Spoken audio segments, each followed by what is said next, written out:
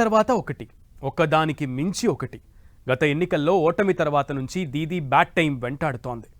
ఎమ్మెల్యేలు హ్యాండ్ ఇచ్చారు, ఎంపీలు ఫ్లేట్ ఫిరాయించేశారు. కట్ చేస్తే ఆ షాక్ నుంచి బయటకు వచ్చే లోపే ఇప్పుడు మరో భారీ జలక్ తగిలింది. ఆ పరిణామానికి బెంగాల్ రాజకీయమే షేక్ అయింది. టీఎంసీ చీఫ్గా మమతను తొలగించిన రెబెల్స్ గ్రూప్ కొత్త బాస్ను నియమించింది. మరి దీనిపై దీదీ రియాక్షన్ ఏంటి? ఏం చేశారు, ఏం చేయబోతున్నారు? టీఎంసీలో ఆధిపత్య పోరు ఏ స్థాయికి చేరింది?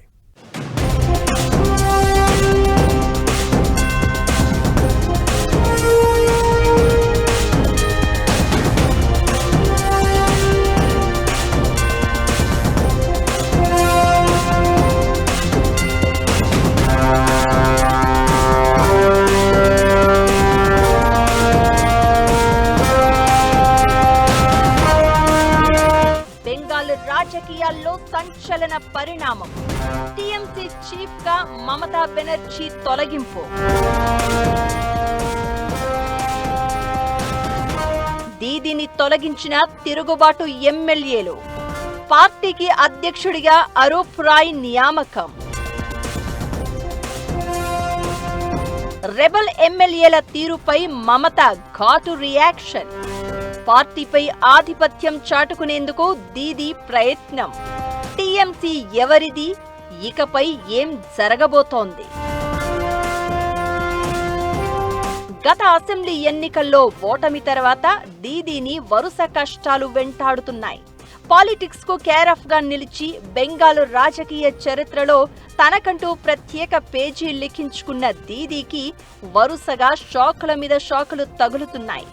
మమత రాజకీయ భవిష్యత్తే ప్రశ్నార్థకంగా మారే అవకాశాలు కనిపిస్తున్నాయి. మొన్న ఎమ్మెల్యేలు, నిన్న ఎంపీల తిరుగుబాటు. ఆ షాక్ నుంచి తేరుకునే లోపే ఇప్పుడు మరో సంచలన పరిణామం చోటు చేసుకుంది. తృణమూల్ కాంగ్రెస్ పార్టీలో అంతర్గత కుమ్ములాటలు ఒక్కసారిగా బహిర్గతమై పార్టీ నిలువునా చీలిపోయే పరిస్థితికి దారితీసింది. మమతా బెనర్జీకి సొంత పార్టీలోని రెబల్ నాయకులే రెండు కోలుకోలేని షాకులిచ్చారు. టీఎంసీ చీఫ్ పదవి నుంచి తొలగిస్తున్నట్లు తిరుగుబాటు వర్గం అధికారికంగా ప్రకటించింది. ఇక దీదీ అత్యంత నమ్మకస్తులైన కీలక అనుచరులు, సీనియర్ ప్రజా ప్రతినిధులు కూడా తమ వైపే చేరారు అని వెల్లడించింది. మరో సంచలనం క్రియేట్ చేసింది. బెంగాల్ అసెంబ్లీలో ప్రభుత్వం బడ్జెట్ ను ప్రవేశపెట్టిన తర్వాత ఈ హై డ్రామా చోటు చేసుకుంది. బడ్జెట్ ముగిసిన వెంటనే కోల్కతాలోని న్యూ టౌన్ పరిధిలో రెబల్ ఎమ్మెల్యేలు, ఎంపీలు భేటీ అయ్యారు. ఈ కీలక సమావేశానికి రాష్ట్రంలోని వివిధ జిల్లాల నుంచి దాదాపు 500 మందికి పైగా జిల్లా అధ్యక్షులు, కౌన్సిలర్లు, పార్టీ సీనియర్లు హాజరయ్యారు. దీదీని టీఎంసీ చీఫ్ పదవి నుంచి తప్పిస్తున్నట్లు rebel group leader Ritabrata Banerjee ఏకగ్రీవంగా తీర్మానించారు. ఇకటు 30 మంది సభ్యులతో కూడిన జాతీయ కార్యవర్గాన్ని ఏర్పాటు చేస్తూ తామే అసలైన తృణమూల్ కాంగ్రెస్ అని ప్రకటించారు. ఇక ఎమ్మెల్యే అనూప్ రాయ్ను కొత్త చీఫ్ గా ఎన్నుకున్నట్లు రెబల్స్ గ్రూప్ వెల్లడించింది. ఇకటు దీదీకి అత్యంత ఆప్తుడు కోల్కతా మాజీ మేయర్ ఫిర్హాద్ హకీం అధికారికంగా మమత క్యాంపును వీడి రెబల్ గ్రూపులో చేరడం పొలిటికల్ వర్గాలను షాక్ కి గురిచేసింది. ఆయనతో పాటు మరికొందరు నేతలు కూడా దీదీకి హ్యాండ్ ఇచ్చారు. ఫర్హీద్ హకీంతో పాటు అరూప్ బిస్వాస్, రతిన్ ఘోష్, సబీనా యాస్మిన్ ను ఉపాధ్యక్షులుగా నియమించారు. రితబ్రత బెనర్జీ, జావేద్ ఖాన్, సందీపన్ సాహాను ప్రధాన కార్యదర్శులుగా, అఖ్రుజ్జమాన్ అన్సారీని ట్రెజరర్ గా నియమించినట్లు ప్రకటించారు. రెబల్స్ గ్రూప్ చీఫ్ గా ప్రకటించిన అరూప్ రాయ్ బెంగాల్ రాజకీయాల్లో చాలా సీనియర్. హౌరా ప్రాంతానికి చెందిన ఆయన టీఎంసీ ఆవిర్భావం నుంచి దీదీకి అత్యంత సన్నిహితుడిగా గుర్తింపు పొందారు.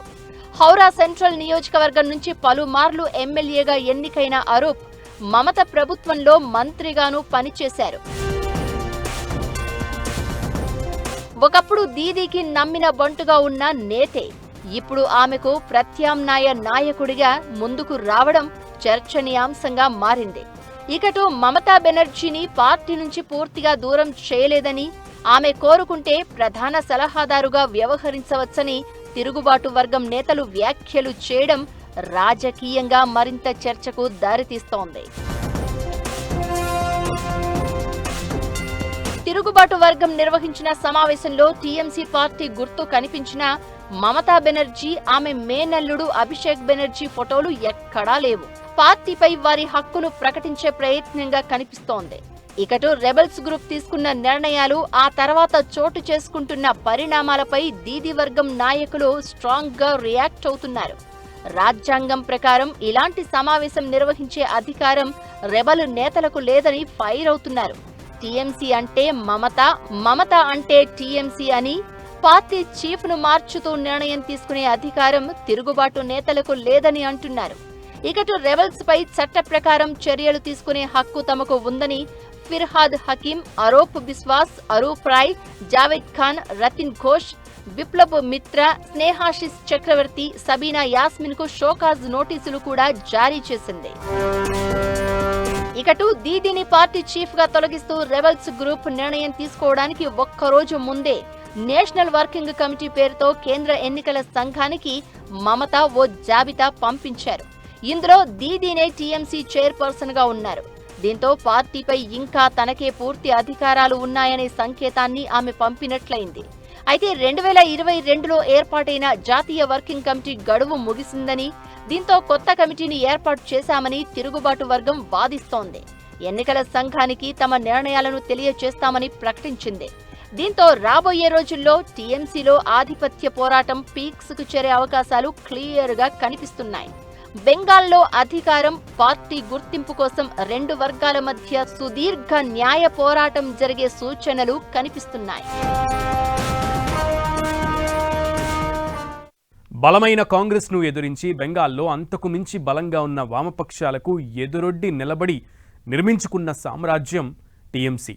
ఆ పార్టీకి బీటలు బారి కోటలు కూలిపోయే పరిస్థితి కనిపిస్తోంది. ఇప్పుడు దగ్గర అనుకున్న ప్రతి ఒక్కరూ దీదీకి దూరం జరుగుతున్న పరిస్థితి. ఇప్పుడు ఏకంగా పార్టీనే చేజారిపోయే పరిస్థితి. అసలు దీనికి కారణం ఏంటి? ఇప్పుడు దీదీ రాజకీయ భవిష్యత్ ఏంటి? అన్ని వైపుల నుంచి ఎదురవుతున్న సవాళ్లతో ఒత్తిళ్లను దీదీ ఎలా ఎదుర్కొనే ఛాన్స్ ఉంది? ఇప్పుడు మమత ముందున్న ఆప్షన్లు ఏంటి?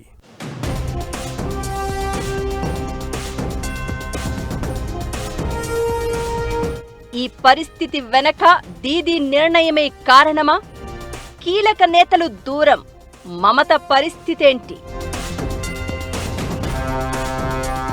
దీదీ రాజకీయ భవిష్యత్ ఎలా ఉండబోతోంది? మమతా బెనర్జీ ముందున్న ఆప్షన్లు ఏంటి? గత ఎన్నికల్లో ఓటమి తర్వాత టీఎంసీని వరుస కష్టాలు వెంటాడుతున్నాయి. 58 మంది ఎమ్మెల్యేలు తిరుగుబాటు జెండా ఎగురవేసి శాసనసభాపక్షంగా గుర్తింపు పొందారు. ఆ తర్వాత 20 మంది ఎంపీలు దీదీకి హ్యాండ్ ఇచ్చి ఊరు పేరు లేని పార్టీలో చేరిపోయారు.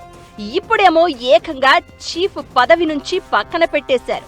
కారణాలు ఏవైనా 28 ఏళ్ల టీఎంసీ చరిత్రలో ఇలాంటి సంక్షోభం రావడం ఇదే మొదటిసారి. నిజానికి ఎమ్మెల్యేల తిరుగుబాటు తర్వాత అలర్ట్ అయిన దీదీ టీఎంసీకి చెందిన అన్ని సంస్థాగత కమిటీలు, అనుబంధ సంఘాలను రద్దు చేశారు. పార్టీని పునర్వ్యవస్థీకరించాలనే ప్రయత్నాలు చేశారు. ఇదే దీదీకి ఇబ్బందిగా మారిందా అంటే అవును అనే సమాధానమే వినిపిస్తోంది. కమిటీలు లేకపోవడంతో అసెంబ్లీలో ఎవరికి మెజారిటీ ఉంటే అదే అసలైన పార్టీ అని స్పీకర్, ఎన్నికల సంఘం గుర్తించే అవకాశం ఉంది. ఆ కమిటీలు ఉంటే ఆ కమిటీల్లోని 3/2 మెజారిటీ అవసరం అయ్యేది. అది రద్దు చేయడంతో పార్టీ తిరుగుబాటు వర్గం చేతుల్లోకి వెళ్లడం ఈజీ అయ్యిందనే అభిప్రాయాలు వినిపిస్తున్నాయి. పాత కమిటీలను దీదీ రద్దు చేయడంతో ఆ సంస్థాగత ఖాళీని రితబ్రత బెనర్జీ వర్గం ఉపయోగించుకుంది. మెజారిటీ ప్రజా ప్రతినిధులకు తాము ప్రాతినిధ్యం వహిస్తున్నామని ప్రకటిస్తూ కొత్త జనరల్ కమిటీ, వర్కింగ్ కమిటీని ఏర్పాటు చేసుకుంది. ఈ కమిటీల ఆధారంగానే దీదీని పార్టీ చీఫ్ గా తొలగించడం, అభిషేక్ను సస్పెండ్ చేయడం లాంటి నిర్ణయాలు తీసుకుంది. మమత వర్గం ఎన్ని కామెంట్లు చేసినా రెబెల్స్ గ్రూప్ మాత్రం తమది తిరుగుబాటు కాదని, పార్టీపై కంట్రోల్ను తిరిగి దక్కించుకునే చర్య అంటోంది. అయితే అటు దీదీ కూడా ఓ జాబితాను ఎన్నికల సంఘానికి పంపించడంతో ఖచ్చితంగా ఈ వ్యవహారం కోర్టు మెట్లెక్కే ఛాన్స్ ఉంటుంది. మహారాష్ట్రలో శివసేన ఎన్సీపీ చీలిక తర్వాత జరిగిన పరిణామాలు బెంగాల్లోనూ చోటు చేసుకోవడం ఖాయం. ఓవరాల్ గా దీదీ వర్గం వర్సెస్ రెబల్ గ్రూప్ మధ్య పోరు ఇప్పుడు పూర్తిగా కోర్టులు, ఎన్నికల సంఘం ముందుకు వెళ్లే అవకాశం కనిపిస్తోంది.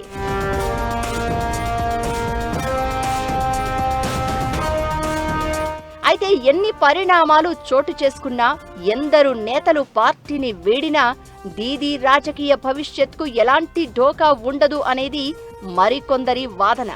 పొలిటికల్ పార్టీకి నాయకులు ముఖ్యమే, అయితే దీదీ విషయంలో మాత్రం కాస్త డిఫరెంట్. ఆమె ఇమేజ్ పార్టీ కంటే చాలా పెద్దదనేది ఇంకొందరి వాదన. టీఎంసీ అనేది పూర్తిగా మమత అనే ఒకే ఒక్క వ్యక్తి చుట్టూ తిరిగే వ్యవస్థ. ఎమ్మెల్యేలు, ఎంపీలు హ్యాండ్ ఇచ్చినా దీదీ వెనక్కి తగ్గినట్లు కనిపించలేదు. నాయకులు పోయినా పర్లేదు, కొత్త క్యాడర్ను తానే తయారు చేసుకుంటాను అనే ధీమాతో కనిపించారు. నిజానికి ఆ నమ్మకంతోనే కమిటీలను రద్దు చేశారు. అయితే అదే ఇప్పుడు బూమరాంగ్ అయిందనే గుసగుసలు వినిపిస్తున్నాయి. ఇప్పుడు టీఎంసీ పార్టీ ఎవరికి దక్కుతుంది, గుర్తు ఎవరికి వెళ్తుందనే సంగతి ఎలా ఉన్నా రాజకీయంగా దీదీని ఎదుర్కోవడం అంత ఈజీ కాదు. ఒంటరి పోరాట పటిమ, ఆమె వీధి పోరాటాల అనుభవమే దీదీని బెంగాల్ రాజకీయాల్లో కీలకంగా ఉంచుతుందనే చర్చ జరుగుతోంది. అందరూ వెళ్లిపోయినా ఢోకా లేదనడానికి ప్రధాన కారణం దీదీ ప్రజాకర్షణే. దీదీ రాజకీయ అడుగులు ఎలా ఉండబోతున్నాయి, భవిష్యత్తులో ఎలాంటి నిర్ణయాలు తీసుకోబోతున్నారు అనే సంగతి ఎలా ఉన్నా, ప్రస్తుతం రెబల్ ఎమ్మెల్యేల నిర్ణయాలు రాజకీయ తిరుగుబాటులా కనిపించినా అసలు పోరు ఇకపై ఎన్నికల సంఘం దగ్గర జరిగే అవకాశాలు కనిపిస్తున్నాయి. అసలైన తృణమూల్ కాంగ్రెస్ ఎవరిది, పార్టీ గుర్తుపై హక్కు ఎవరికి ఉంది, తిరుగుబాటు వర్గం బలం ఎంత, మమతా బెనర్జీ నెక్స్ట్ స్టెప్ ఏంటనే ప్రశ్నలకు సమాధానాలు రాబోయే రోజుల్లోనే తేలబోతున్నాయి. ఇకటు టీఎంసీకి ఎదురవుతున్న పరిస్థితులు, దీదీకి తగులుతున్న షాకులతో రాజకీయ వర్గాల్లో ఇప్పుడు అఖండ కాంగ్రెస్ అనే చర్చ మొదలైంది. కాంగ్రెస్లోకి టీఎంసీని విలీనం చేస్తారనే ప్రచారం జరుగుతోంది.